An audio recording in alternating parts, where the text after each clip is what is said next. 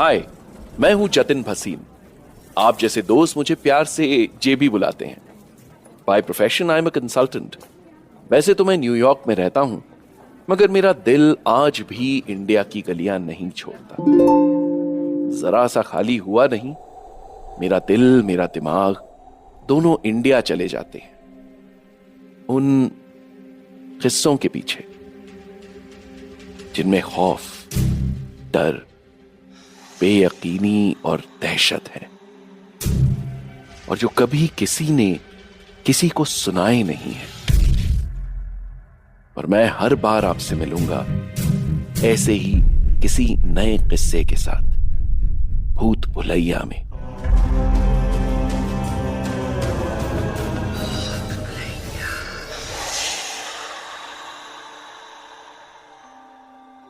वो last year mid नवंबर की एक काली गहरी रात थी। मौसम में हल्की हल्की ठंड बढ़ने लगी थी। उस रात तकरीबन 10 बजे मेरे दोस्त दीपक का फोन आया। वो बेहद घबराया हुआ साउंड कर रहा था। उसने मुझे इमीडिएटली वसंत कुंज के पास संजय वन में बुलाया था। उसी संजय वन में जिसे हॉन्टेड माना जाता है। कहा जाता है रात होने पर वहां दफन कुछ कब्रों से अजीब सी आवाजें आती हैं। कभी किसी बच्चे के रोने की, कभी किसी बुजुर्ग के खांसने की। कुछ लोग तो दावा भी करते हैं कि उन्होंने वहां आत्माएं घूमते हुए देखी हैं।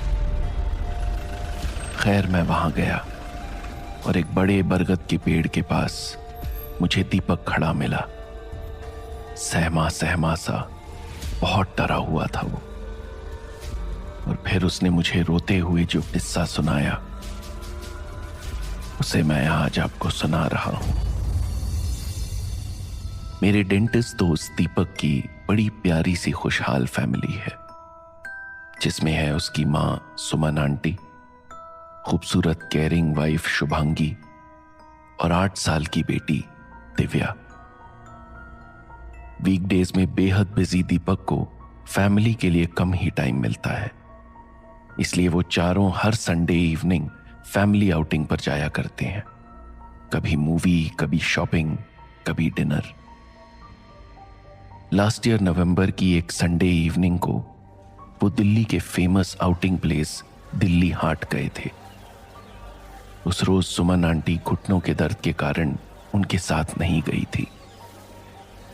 दिल्ली हाट में दिव्या और शुभांगी ने पहले थोड़ी बहुत शॉपिंग की, फिर दिल्ली के फेमस छोले भटूरे खाए और तकरीबन 10 बजे वो घर लौट आए। दिव्या, दादी को दिखा तो जरा, क्या क्या खरीद कर लाई है। दादी के पूछने पर दिव्या चहकते हुए शॉपिंग बैग ले आई और दादी की गोद में बैठ गई। देखो दादी, ये पिंक बाबी टी शर्ट, रंग बिरंगे कांच वाला पेन, और ये है मेरी नई डॉल। दिव्या के हाथों कपड़े से बनी एक बहुत खूबसूरत इंडियन डॉल थी। बड़ी बड़ी नीली आंखों पर काली भारी पलकें, जो डॉल को लिटाने पर बंद हो जाती थी और खड़ा करने पर झट से खुल जाती थी। डॉल ने हरे टॉप पर लाल लहंगा पहना था। उसके चिन पर एक बड़ा सा काला डॉट था, तिल जैसा, जो शायद किसी ने पेन से बना दिया था। वो तिल उसके गुलाबी चेहरे पर बड़ा प्यारा लग रहा था। सुमन आंटी भी उस डॉल को देखकर खुश हो गई। अरे बहू, देखो तो जरा, इस गुड़िया की कितनी एक्सप्रेसिव आंखें हैं, जैसे कितनी बातें भरी हो इनमें। दिव्या, ये गुड़िया तू मुझे दे दे। तू तो दिन भर स्कूल चली जाती है, तेरे पीछे मैं दिन भर इससे बातें किया करूंगी। आंटी ने हंसते हुए ठिठोली की तो दिव्या वो डॉल लेकर भागती हुई अपने कमरे में चली गई और उसे कबर्ड में रख दिया। रात के कोई 11 बजे थे। मौसम में हल्की हल्की ठंड बढ़ गई थी। पिंक नाइटी पर मरून शॉल लपेटे शुभांगी सुबह के टिफिन के लिए सब्जी काट रही थी। हॉल में सोफे पर पसरा दीपक टीवी पर फुटबॉल मैच देख रहा था। तभी दिव्या अपने कमरे से निकल धीमे धीमे कदमों से रसोई में आई। उसके चेहरे पर कोई एक्सप्रेशन नहीं था। आंखें चढ़ी हुई थी, चाल ऐसी जैसे नींद में जलकर आई हो। भूख भूख, कुछ खाने को दो। वो बड़ी स्ट्रेंज आवाज में बोली, जैसे कोई रोबोट बोल रहा हो। उसे इस रूप में देख शुभांगी हंस पड़ी। उसे लगा जैसे वो किसी टीवी शो की कॉपी कर रही है। खाना चाहिए बेटू को, दिल्ली हाट में इतना सारा खाया था, कहां गया वो? भूख भूख। मगर दिव्या उसी तरह खाना मांगती रही, गिड़गिड़ाते हुए। अरे यार, बच्ची मांग रही है तो दे दो ना, क्या फर्क पड़ता है? दीपक लापरवाही से बोला। ये कोई वक्त है खाने का? शुभांगी ने बड़बड़ाते हुए टेबल पर उसके लिए वेज पुलाव सर्व कर दिया, जो उसने शाम को सुमन आंटी के लिए बनाया था। दिव्या की आंखें प्लेट को देखकर चमक उठी। उसने प्लेट पर झपट्टा मारा और उसे उठाकर जमीन पर बैठ गई। फिर दोनों हाथों से भर भर कर ऐसे निकलने लगी जैसे कब से भूखी हो। ओहो, धीरे खाओ बेटा, और स्पून क्यों नहीं लिया? शुभांगी को पास आता देख दिव्या ने प्लेट अपने हाथों में उठाकर ऐसे छिपा ली जैसे शुभांगी उससे खाना छीन लेगी। उसे यूं डरी सहमी देख शुभांगी पीछे हट गई। दीपक को भी कुछ समझ नहीं आ रहा था। तभी हॉल की खिड़की से बाहर दिख रही स्ट्रीट लाइट में कुछ स्पार्किंग हुई। उसे देख दिव्या पूरी तरह डर कर चिल्लाने लगी जैसे उसे तेज करंट लगा हो। नहीं नहीं, मुझे मत मारो, मुझे मत मारो। उसकी आवाज में ऐसा डर था जैसे वो इसे सालों से भुगत रही हो। दिव्या की चीखें सुनकर सुमन आंटी की भी नींद खुल गई। क्या हुआ मेरी गुड़िया को? वो घबराकर कोई मंत्र जाप करते हुए आहिस्ता आहिस्ता उसके पास आई और सिर पर हाथ फेरने लगी। धीरे धीरे दिव्या नॉर्मल हो गई, मगर सुमन आंटी के चेहरे का रंग उड़ गया था। आज तुम लोग पीछे वाले चौराहे से गए थे क्या? दीपक चुप रहा। वो वहीं से गए थे। कितनी बार कहा, उस चौराहे पर टोने टोटके पड़े रहते हैं। वैसे भी आज बड़ी अमावस्या थी, जरूर इसका पैर किसी जादू टोने पर आ गया आज। सुमन आंटी हाथों में नमक ले दिव्या की नजर उतारने लगी। लगता है ये किसी सपने में है, होता है कभी कभी। दीपक ने शुभांगी को तसल्ली दी, खुद को भी। ढेर सारा पुलाव खाकर दिव्या नींद में आ चुकी थी। दीपक उसे उसके कमरे में सुलाने ले गया, मगर ये क्या, हमेशा अपनी चीजें अच्छे से वेल अरेंज रखने वाली दिव्या का कमरा पूरी तरह तितर बितर था। कबर्ड का एक एक सामान जैसे कपड़े, बुक्स, टॉयज यहां वहां बिखरे थे। कबर्ड खुला हुआ था, उसमें कुछ नहीं बचा था सिवाय एक डॉल के। दीपक को लगा जैसे उस पहले कमरे को देख वो डॉल बड़ी अजीब तरीके से मुस्कुरा रही हो। उसे देख दीपक को बड़ी स्ट्रेंज फीलिंग हुई, मगर इस वक्त उसका पूरा ध्यान दिव्या पर था।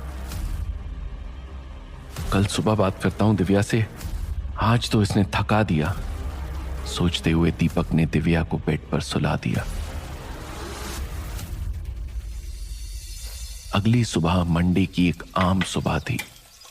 टिफिन बनाती शुभांगी, क्लिनिक के लिए तैयार होता दीपक और स्कूल बैग लगाने में busy Divya. She was absolutely normal, जैसे रात को कुछ हुआ ही ना हो। मगर शुभांगी, सुमन आंटी और दीपक अभी भी रात के सदमे से उभर नहीं पाए थे। ब्रेकफास्ट पर वो तीनों दिव्या को घूर घूर कर देख रहे थे, जैसे उसकी आंखों में कुछ ढूंढ रहे हों। Mama, my room is so messy, किसने किया ये सब? Don't worry dear, I will clean it, तुम ब्रेकफास्ट करो। No mama, I can't, my tummy is so full, I don't know why. देखो, इसे कुछ याद नहीं, मैंने कहा था ना रात वो किसी सपने में थी, अब सब ठीक है। दीपक शुभांगी के कानों में फुसफुसाया और सब अपनी अपनी राह चल गए। किचन के रूटीन काम निपटाकर शुभांगी दिव्या के कमरे में फैला सामान समेटकर कबर्ड में रखने लगी। हे भगवान, क्या हाल किया इस लड़की ने कल, जैसे कोई भूत आ गया था इसके अंदर। खुद से बातें करते हुए शुभांगी ने कबर्ड में रखी डॉल को साइड में करने के लिए उठाया तो जैसे उसे तेज करंट लगा, उसका पूरा शरीर झंझना गया। उसने घबरा कर उसे छोड़ दिया। शुभांगी डॉल की आंखों के एक्सप्रेशन देखकर एकदम चौंक गई।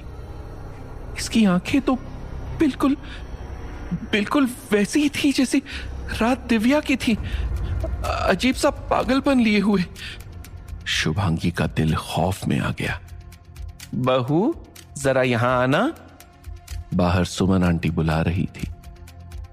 शुभांगी कबर्ड बंद करके जाने लगी, तभी उसे पीछे से कबर्ड खुलने की आवाज आई, जैसे किसी ने अंदर से दरवाजे को धक्का दिया हो। उसकी धड़कनें तेज हो गई। वो पलटी, धीरे धीरे जाकर फिर कबर्ड का दरवाजा बंद किया, मुड़कर जाने लगी, मगर ये क्या, कबर्ड फिर खुल गया। उसने खुद को समझाया, शायद दरवाजे में कोई प्रॉब्लम है, मगर तभी कबर्ड का दरवाजा अपने आप बंद हो गया।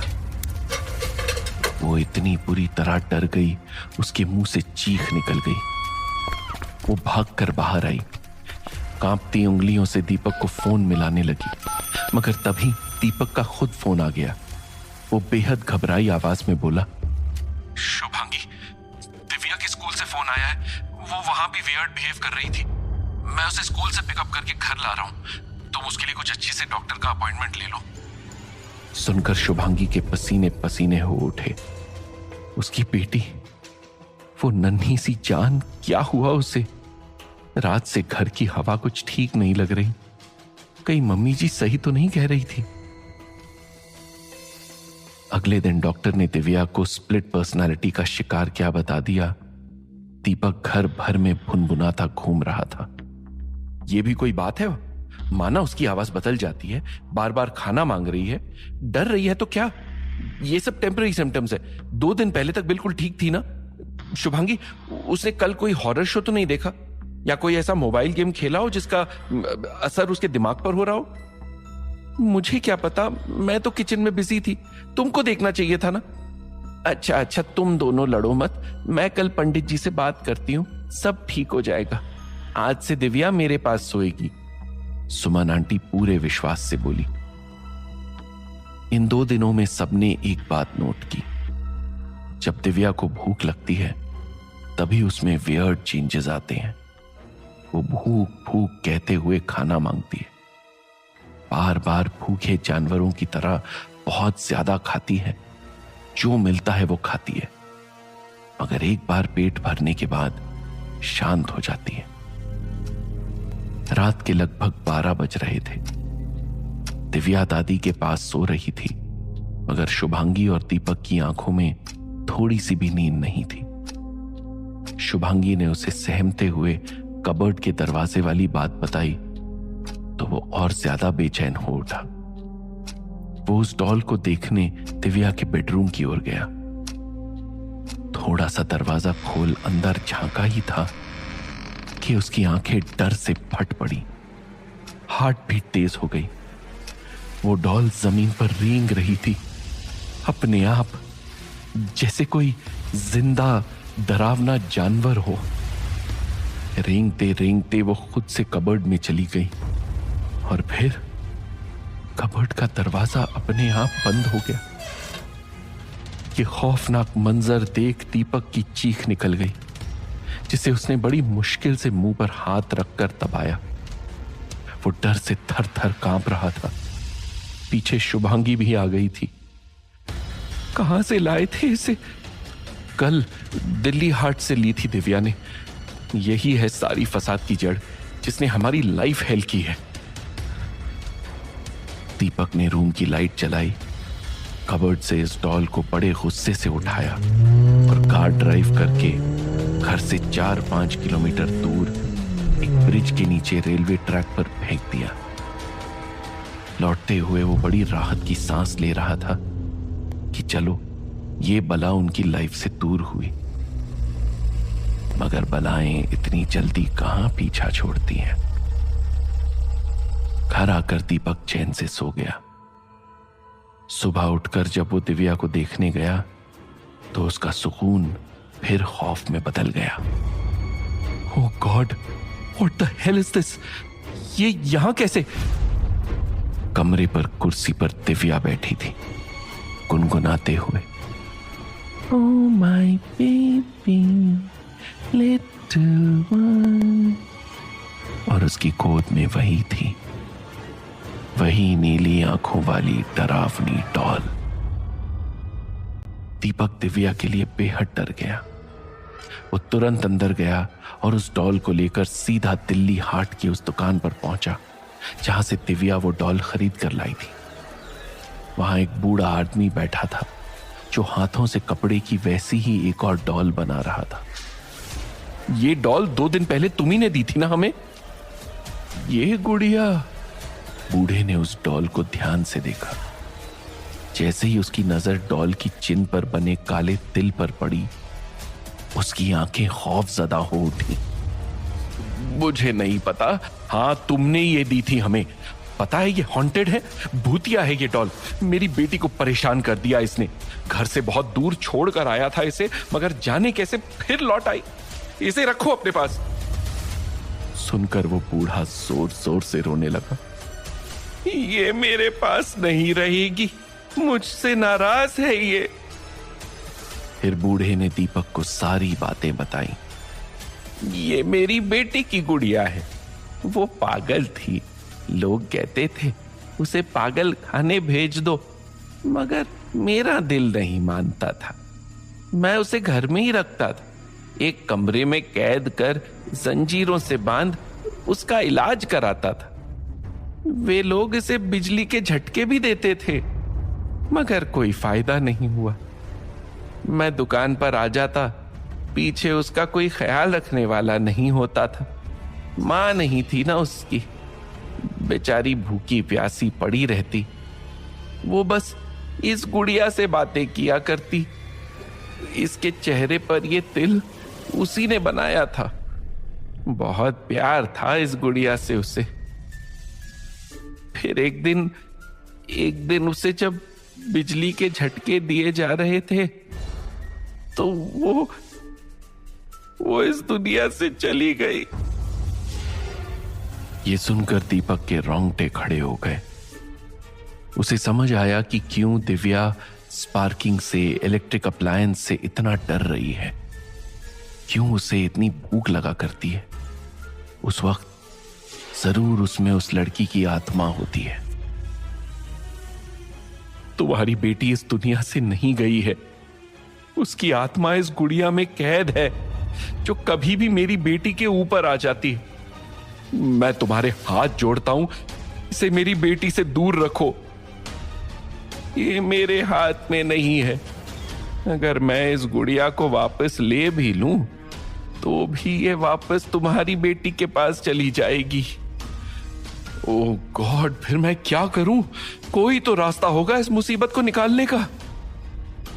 जिस वक्त तुम्हारी बेटी का पेट भरा हो, वो सो रही हो, समझ जाना उस वक्त मेरी बेटी की रूह इस गुड़िया में है।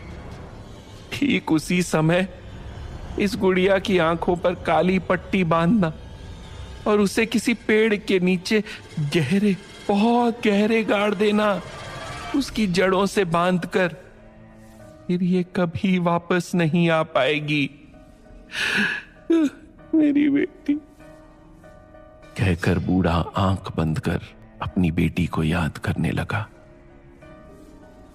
दीपक ने उस रात ऐसा ही किया। संजय वन के उसी बरगद के पेड़ के नीचे उसने उस डॉल को गहराई में दफन कर दिया। ऐसा करते हुए वो इतना घबरा रहा था कि उसने मॉरल सपोर्ट के लिए मुझे कॉल करके वहां बुलाया। जब तक मैं वहां पहुंचा, वो डॉल को पेड़ के नीचे दफन कर चुका था और वहां खड़ा किसी बच्चे की तरह रो रहा था। मैं उसे कंसोल करते हुए वापस घर छोड़कर आया था।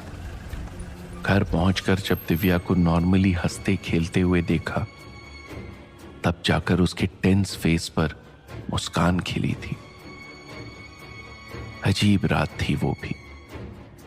उस दिन के बाद कुछ लोगों का कहना था संजय वन के एक बरगद के पेड़ के नीचे से बड़ी मिस्टीरियस सी आवाजें आती हैं, जैसे कोई भूख से तड़प कर पुकार रहा हो। भूख भूख।